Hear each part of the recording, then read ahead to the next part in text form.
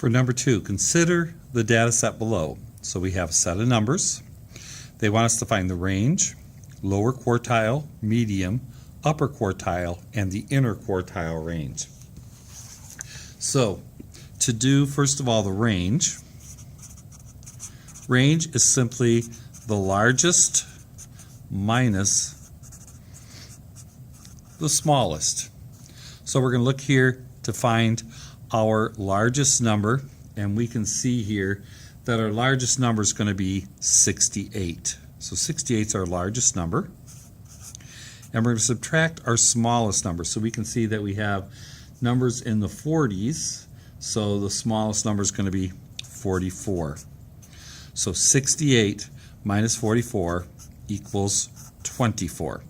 So 24 is the range. Now the next thing they want is lower quartile, medium, upper quartile, inner quartile range. So quartiles are like quarters. So what we normally do is we take our whole amount. To make quarters, we cut it in half, and then we cut each half in half. So cutting in half is the median. Cutting this half in half gives us the lower quartile. Cutting this half in half gives us the upper quartile. So in order to do that, we're going to have these numbers in order. So that's the first thing we have to do, is put the numbers in order. So we're going to have 44. Then we're going to go into our 50s. We can see we have a 53 and two 54s.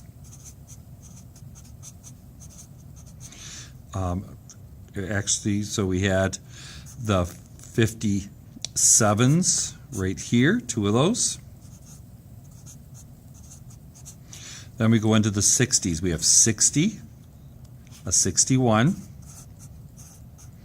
Then we're going to have a 62, a 64. Then we're going to have a 66, a 68. And then we'll just count to make sure we have them all. 1, 2, 3, 4, 5, 6, 7, 8, 9, 10, 11, 12. And here, 1, 2, 3, 4, 5, 6, 7, 8, 9, 10, 11, 12. So now I have them all in order. So the first thing I'm going to do is find the median. Now I can just cross out the top one and the bottom one. I could actually take my fingers and go and come in like this to find the median. So we can go in that way. We can draw our lines.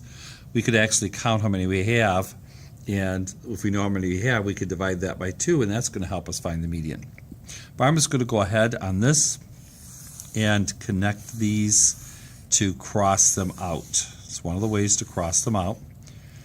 And we see we have 2 in the middle. So what we're going to have to do when we have 2 numbers in the middle, we're going to take those 2 numbers and we're going to add them and find the mean, divide by 2. So we're going to end up with 117 divided by 2. So that's going to give us, so 50, we have to 117 divided by 2. So 2 goes into 11 twice, 5 times. So that would be 10. Carry the 1 over to the 17. 2 goes into 17 8 times, and then we have 1 left over. So we have 58 and a half. So our median, and median is simply the middle number, is 58 and 1/2. Okay. Now we're going to find our 2 quartiles. To do the lower quartile, our median was right here. It was 58 and a half between these 2. Now to find the lower quartiles, we're going to come in here to these. So we're going to have those 2, and then we have 54, 54. So 54 plus 54 divided by 2, 108 divided by 2, which happens to be 54. So of course the only number is going to go between 54 and 54 is another 54. So our lower quartile is going to be 54. Okay.